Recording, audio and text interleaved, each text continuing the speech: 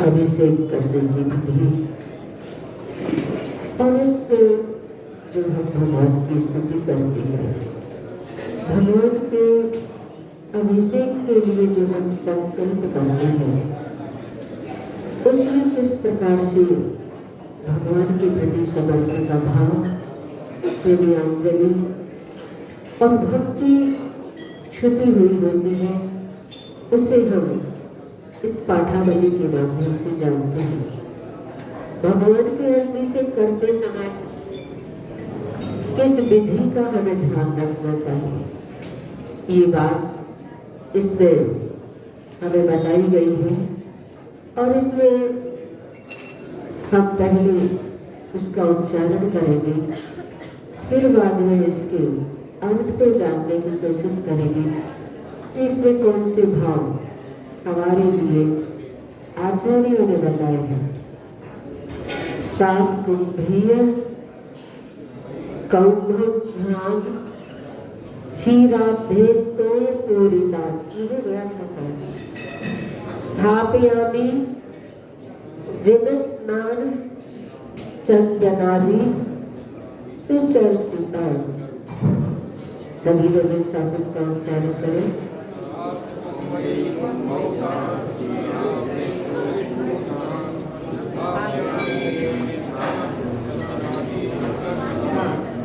यहाँ पर सात कुंभी, सात कुंभी का मतलब होता है स्वर्ण के कलश, स्वर्ण से निर्मित जो कलश है, उत्कृष्ट धातु की बात यहाँ पर बताई गई है।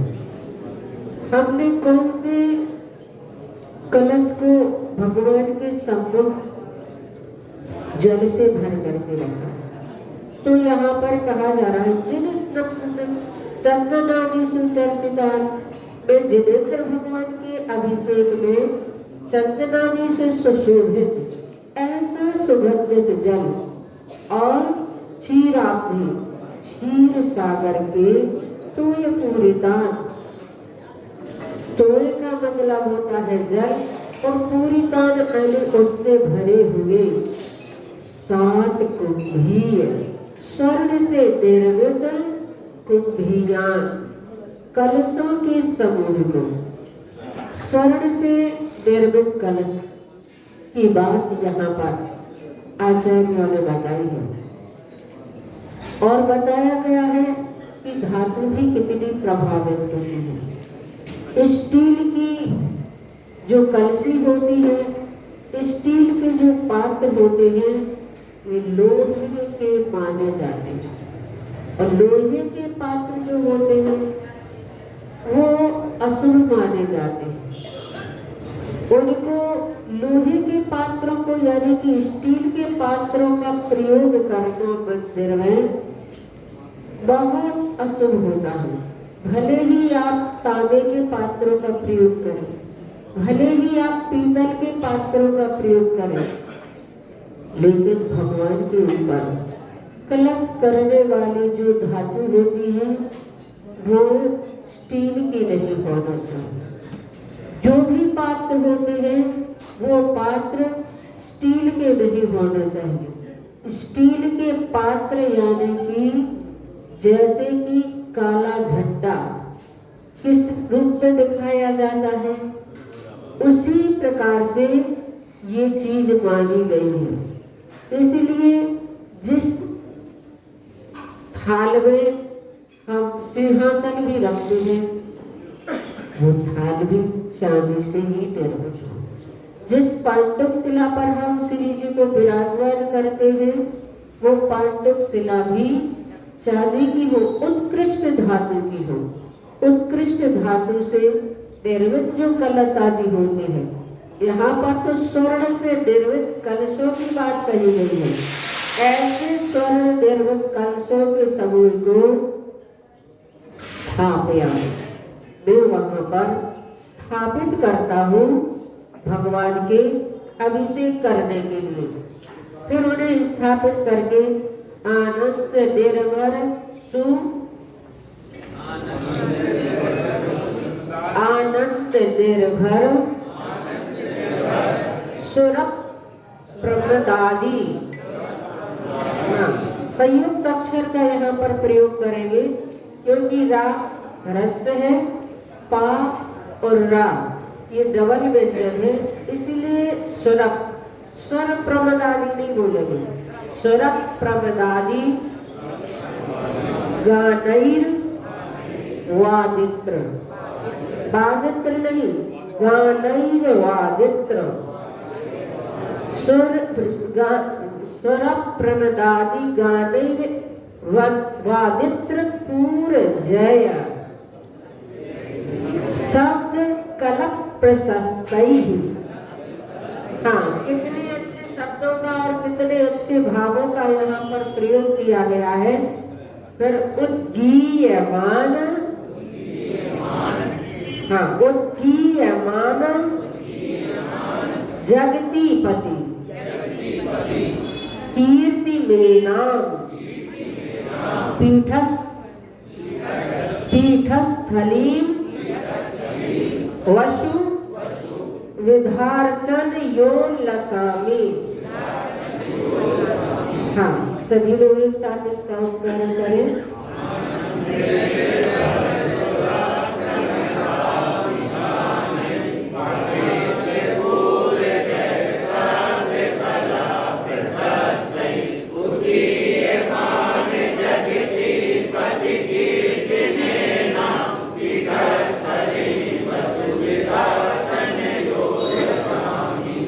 लसामी यानी सुशोभित, सुंदर। यहाँ पर कहा जा रहा है वादित्र, वाद्यों के बजने, और पूर्व जय शब्द कलप प्रशस्त ही, शंख मृदंग आदि जो वाद्य यंत्र होते हैं, ऐसे वाद्य यंत्रों से बजने वाले जो वाद्य यंत्र होते हैं, ऐसे शब्दों का उच्चारण करते हुए और मुख से भी जय जय की ध्वनि, मधुर ध्वनि, कर्ण को प्रिय लगने वाली ध्वनि, कर्ण कर्कश ध्वनि नहीं। यहाँ पर मधुर शब्द का प्रयोग किया गया है कि जय जय की ध्वनि मधुर ध्वनि से सुशोभित, आनंद निर्भर।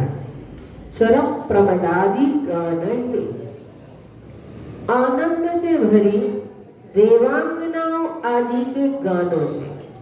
देवांगनाएं जो वहां पर होती हैं, वो देवांगनाएं स्तुति करती हैं, मंगल गान करती हैं, भगवान का गुणगान करते हुए उस अभिषेक की प्रक्रिया को देखती हैं, उस विधि को देखती हैं, और आनंद से भरी हुई देवांगनाओं के गानों से उद्गीयमान जगतीपति कीर्ति, जहाँ पर जिनेन्द्र देव के कीर्ति का उच्च स्वर से गान हो रहा है, जहाँ पर जिनेन्द्र भगवान की स्तुति की जा रही है, जहाँ पर जिन भगवान की पूजन की जा रही है, और ऐसे जगतीपति, जगत के स्वामी, त्रिलोकीनाथ, ऐसे उनके गुणगान करते हुए उच्च स्वर में, मन ही मन नहीं, उच्च स्वर में बताया गया है। उद्गीयमान यानी कि उच्च स्वर से गान जहां पर हो रहा है, वहां इनाम। इस पीठस्थली, पीठस्थली को मैं वसु विधार्चन या विधार्चन या वसु यानी 8 प्रकार की पूजा से। 8 प्रकार की पूजा कौन सी होती है? अष्ट पूजा के जो द्रव्य होती है, जल चंदन आदि, उस 8 प्रकार की पूजा से उल्लासान, उज्ज्वल, सुशोभित करता हूँ। पूजन करते समय भक्त के कितने निर्मल और सुंदर परिणाम होते हैं। यही पूजा वाकई में हमारे लिए मंगलदायी, फलदायी, और यह पूजा हमारे असंख्यात गुणी पाप कर्म की निर्जरा में कारण और पुण्य कर्म के अर्जन में कारण बनती है, फलवती बनती है। ऐसी पूजा हो जो अंदर से हमारा मन गदगद हो, उल्लसित हो। भगवान के गुणगान करते समय, जैसा कि मैंने आपको बताया था, पूज्यपाद स्वामी ने, आचार्य पूज्यपाद स्वामी की कहानी आप लोगों ने सुनी होगी। उनकी दृष्टि चली गई थी, उनकी आंखों की रोशनी ही समाप्त हो गई थी। तब उन्होंने ये 10 भक्तियां लिखी थी और 10 भक्ति में उन्होंने जैसे ही शांति भक्ति लिखी और शांति भक्ति के माध्यम से भगवान शांतिनाथ की प्रार्थना की, उनका गुणगान किया और उनकी आंखों में रोशनी आ गई थी। ऐसी शांति भक्ति अतिशय और चमत्कार को लेकर के प्राप्त हो गई उनकी। इसलिए मैं आप लोगों से भी कहती हूँ, शांति भक्ति का पाठ हमेशा करना चाहिए। आचार्य पूज्यपाद स्वामी द्वारा रचित, और इस भावों को लेकर के करना चाहिए कि हे परमात्मा, मैं आपकी भक्ति इसलिए कर रहा हूँ कि आपकी छवि में हमेशा निहारता रहूं। आपकी छवि मेरे से कभी ओझल ना हो जाए, कभी ऐसा ना हो कि मैं आपके दर्शन ना कर पाऊं। संसार के सभी प्राणी अपनी दृष्टि का पूरा पूरा लाभ लें। ऐसी भावना से शांति भक्ति नस्नेह क्षरण प्रयांति भगवत पादत्व, ये वाली भक्ति आचार्य पूज्यपाद स्वामी ने की है।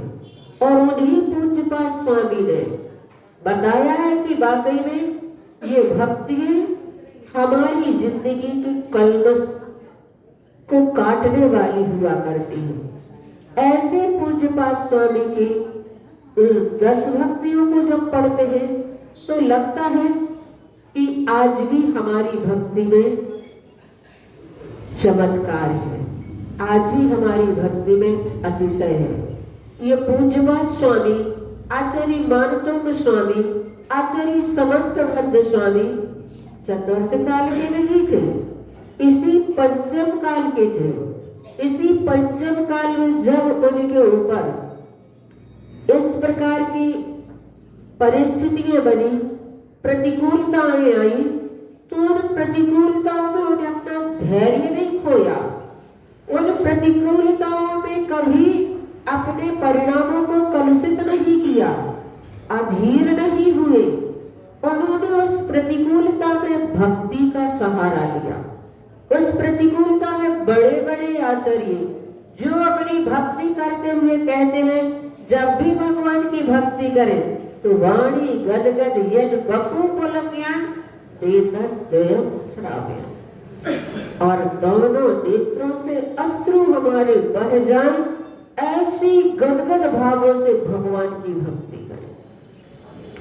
वह भक्ति ही हमारी पूर्ण भावों से होती है, वह भक्ति ही हमारे पूर्ण मनोयोग से होती है, वचन योग से होती है और कायोग के साथ होती है। ऐसी भक्ति के लिए यहाँ पर कहा जा रहा है कि जिनें देव की कीर्ति, अगर जिनें देव का गुणगान कर रहे हैं तो उच्च स्वर के साथ गान करें, और ऐसा गान करते हुए उस पीठस्थली को मैं वहां पर रखता हूँ और 8 प्रकार की पूजा करने के लिए जो उल्लसित हुआ हूँ उसको सुशोभित करता हूँ। वह पूजा हमारे परिणामों को उज्जवल बनाने में कारण बनेगी। इस प्रकार से उस छंद को पढ़कर अर्घ चढ़ाया जाता है और वादत्र या घंटा आदि का शब्द करते हुए जय जयकार की ध्वनि होती है। घंटा आदि वादत्र बजाई जाती है जब अभिषेक करते हैं। और पहले तो हमने ऐसा भी देखा था, जब भी अभिषेक होने वाला होता था, मंदिर में अभिषेक की तैयारियां शुरू होने लगती थी तो पहली झालर बजाई जाती थी। लोगों को, गांव के लोगों को सावधान कर दिया जाता था, अब अभिषेक होने वाला है। लोग सुन लेते थे अभी पहली झालर बजी है, फिर जब भगवान का अभिषेक होने लगता था तब झालर बजाई जाती थी। झालर जानते हैं आप लोग क्या कहलाते हैं? हाँ, थाल जैसे आकार की होती है और थाल जैसे आकार की होकर के उसे लकड़ी से बजाया जाता था और ऐसी झालर आदि बजाते हुए भगवान का अभिषेक हुआ करता था। तो ऐसे शब्दों से, ऐसे दिव्य वाद्यों से भगवान का अभिषेक प्रारंभ किया जाता है। उसके बाद फिर यहाँ पर संकल्प किया जाता है कि हम अभिषेक कर रहे हैं, तो उस अभिषेक में हमारे लिए और क्या करना चाहिए। कल मैंने आपके लिए बताया था, परसों बताया था कि क्षीर सागर का जल हम लाते हैं। क्षीर सागर का जल इसलिए आप लोगों ने बताया था कि वहाँ पर जो जल होता है उसमें विकल्प त्रय नहीं होते हैं। एक इंद्री तो है, वो जल तो एक इंद्री है, लेकिन उस जल में विकल्प त्रय नहीं होते, यानी 2 इंद्री, 3 इंद्री, 4 इंद्री आदि जीव उनमें नहीं होते हैं उस जल में। ऐसे पवित्र जल की हम यहाँ पर कल्पना करते हैं और भगवान का अभिषेक करते हैं।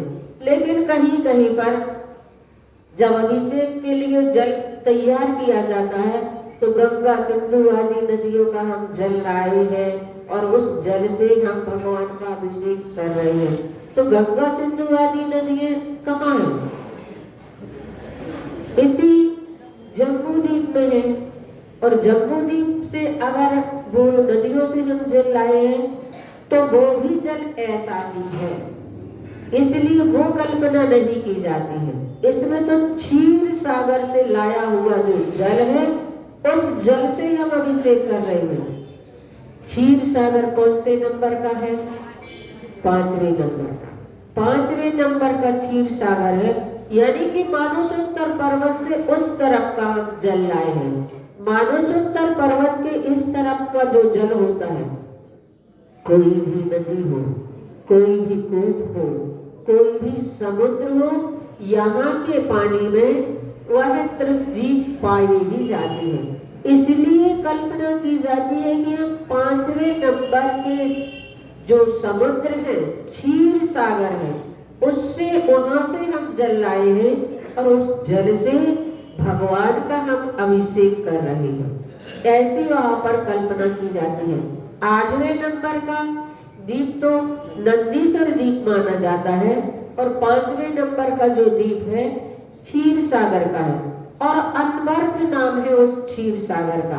अनवर्थ नाम का मतलब होता है क्षीर जैसा, दूध जैसा ही उसका रंग भी है, वैसा उसका स्वाद भी है।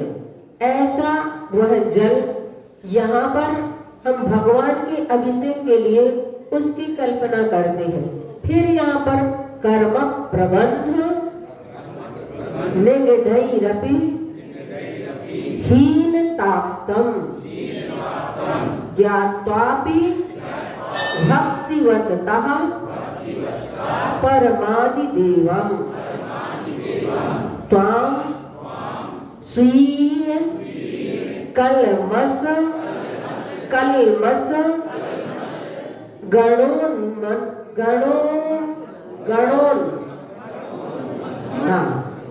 मथनाय देव शुद्धोदकै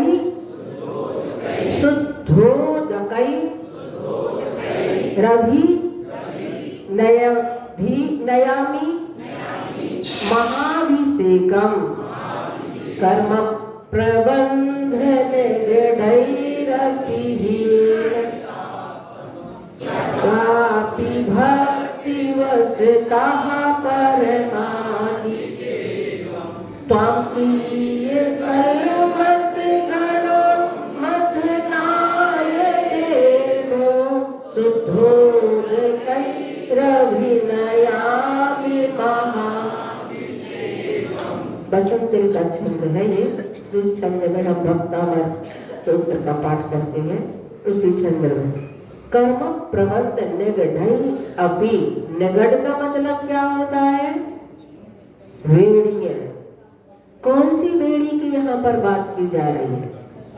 ज्ञान वर्णादि कर्म बंध रूप बेड़ियों से। 8 प्रकार के कर्म होते हैं। कर्म तो 8 प्रकार के होते हैं, पर कर्म किसे कहते हैं? किसे पता? कर्म किसे कहते हैं? कौन बताएगा? जो आत्मा को कसता है, दुख देता है, पराधीन करता है, वो तो कसाय कहलाता है। कर्म किसे कहते हैं? हम प्रतिदिन अभिषेक पाठ में पढ़ते हैं कर्म प्रबंध। प्रकृष्ट रूप से बंधे हुए हैं हमारे कर्म, बहुत सघन है, पर कर्म किसे कहते हैं? किसे पता?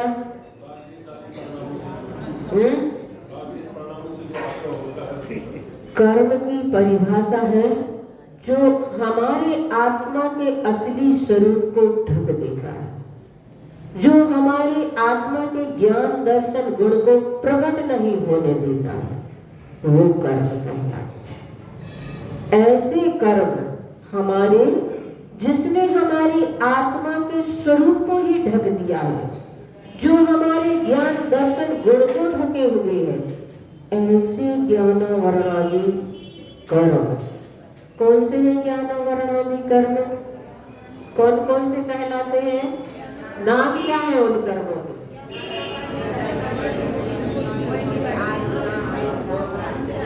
हाँ, और ऐसा नहीं है कि ये ज्ञान वर्णादि 8 कर्म, हम मनुष्य हैं तो हमारे साथ अकेले हैं। एक इंद्रिय निगोदीय जीव जो होते हैं, उनके भी पूरे 8 कर्म होते हैं। संसार के प्रत्येक प्राणी 8 कर्मों से जकड़े हुए हैं। 8 प्रकार की कर्म की बेड़ियां हमारी आत्मा पर पड़ी हुई है, हमारी आत्मा उनसे जकड़ी हुई है। शायद इसी 8 प्रकार की बेड़ियों को तोड़ने के लिए वसु, यहाँ पर जो शब्द किया गया है वसु चर्च विधान जो किया था ना प्रयोग, वो उन 8 प्रकार की जो हम पूजन कर रहे हैं, एक एक कर्म को तोड़ने के लिए हमारे लिए ये अष्ट द्रव्य कारण बने। कितना बड़ा लक्ष्य लेकर के हम भगवान की पूजन कर रहे हैं, कितने बड़े भावों को लेकर के हम भगवान की अर्चना कर रहे हैं कि हे परमात्मा, हमारे ये जो ज्ञानावर्णादि कर्म रूप बेड़ियों से हीनताप्तम परमाणु देवम, हीनता रहित पने को प्राप्त श्रेष्ठतम आदि देव को इस प्रकार जो जिनेन्द्र भगवान है, अनंत भगवान है, उन्होंने तो अपने 4 कर्म अभी नष्ट किए हैं, लेकिन तय है, निश्चित है कि अब उनका जब भी मोक्ष होगा, निश्चित रूप से इसी भाव में 4 जो कर्म शेष बचे हैं वे भी 6 को प्राप्त हो जाएंगे। ऐसे रहित पने को प्राप्त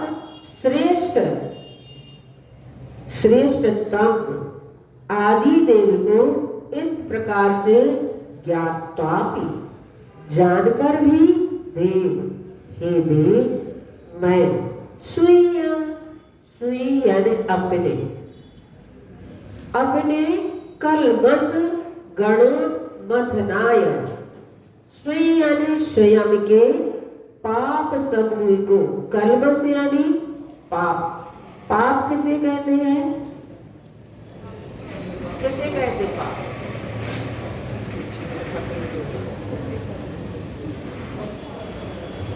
पाप किसे कहते हैं? किसे पता? हाँ, खोटे कार्य के करने को पाप कहते हैं। और जो 148 कर्म प्रकृतियां हैं, उन 148 कर्म प्रकृतियों में जो 4 घातीय कर्म हैं, 4 घातीय कर्म यानी ज्ञानावर्णी, दर्शनावर्णी, मोहिनी और अंतराय, ये चारों कर्म की प्रकृतियां जो 47 प्रकृतियां होती हैं, पूरी की पूरी प्रकृतियां पाप प्रकृतियां ही हैं। और ऐसी 47 प्रकृतियां पाप कर्म की, घातीय कर्म की, और 4 जो अघातिया कर्म है उसमें पुण्य प्रकृति भी होती है और पाप प्रकृति होती है। उन सभी पाप कर्मों को नष्ट करने के लिए, पाप कर्म के समूह को नष्ट करने के लिए भक्ति वसता, भक्ति के वशीभूत होता हुआ शुद्धोद कही, उदक यानी जल होता है। कौन से जल से? शुद्ध, शुद्धोद कही, तृतीया का बहुवचन कर दिया है। शुद्धोद कही यानी शुद्ध जल से त्वाम आपका महाभिषेका हो, महाभिषेक, मस्तकाभिषेक अभिनयामी करता हूँ। अभी का मतलब होता है चारों तरफ से, पूर्ण रूप से। ऐसा नहीं कि प्रतिमा का सिर अकेले भीगा है बाकी शरीर नहीं भीगा है, प्रतिमा के अकेले चरण ही भीगे हैं पूरा शरीर नहीं भीगा। अभिनयामी यानी पूर्ण रूप से प्रतिमा का हम यहाँ पर स्नान कर रहे हैं। इस प्रकार से संकल्प करते हुए वह भक्त भगवान का अभिषेक करता है। इसलिए जो पांडुक शिला पर हम भगवान को विराजमान करते हैं उसमें मस्तक का अभिषेक होता है। भगवान का मस्तक से, उनके मस्तक से जल की धारा बरसाई जाती है और पूर्ण रूप से वह प्रतिमा भीग जाती है, वही पूर्ण अभिषेक माना जाता है। इस प्रकार से आज इतना ही रखें, सब इतना हो रहा है, इतना ही मैं करके अपनी को